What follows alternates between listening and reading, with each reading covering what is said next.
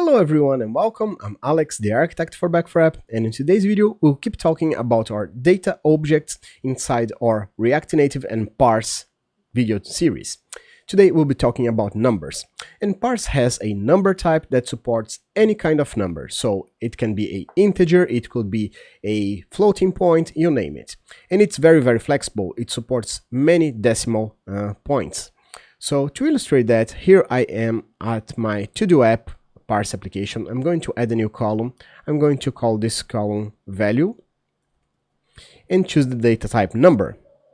Add a column, and up here I can type any kind of number I want. So for instance 1, which is an integer, or 1.5, which is a floating point with just one decimal case. And I can go up to 17 decimal points if I want. So 1, 2, 3, 4, 5, 6, 7, 8, 9, 10, 1, 2, 3, 4, 5, 6, 7, and I'm going to put the 8 just so you see what happens. If I hit enter, it will cut the last digit after the 17 decimal points that I have. So this is a value big enough to store practically any number that you want. What it does not support in the number type is typing some kinds of complex numbers and formulas. So for instance, if I try to type an X in here, it won't let me type it.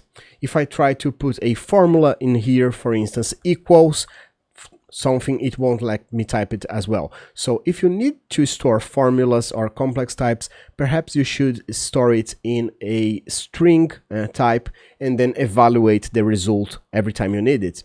But in a number, it must be a full number in order to be stored.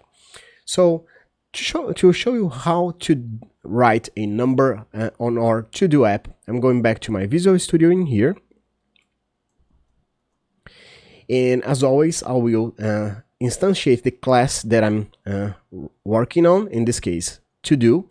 So let to-do equals new parse.object, and then passing as a string the name of the class, in this case, to-do, and then set the variable that I want. We do that by typing to-do, which is this object here, dot set, passing the name of the property that I want as a string, so value, and then having my value in here, in this case, let's say 5. Notice that I'm passing it as a number. If I pass it like this, as a string, it will try to record it as a string and it will fail. So we want to avoid that. So always ensure, if you're dealing with numbers, to pass it as a number. If you have a string and you want to record it as a number, you can always cast that string.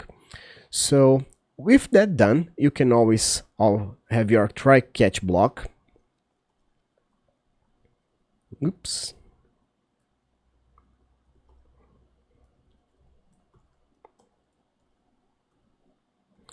Where we are going to await, because saving is always a asynchronous call, to-do.save.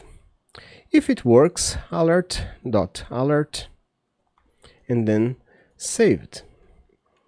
If something goes wrong, we're going to catch it, and then alert.alert, and then error, and error.message, which shows a detailed specification of what happened when you try to save that number.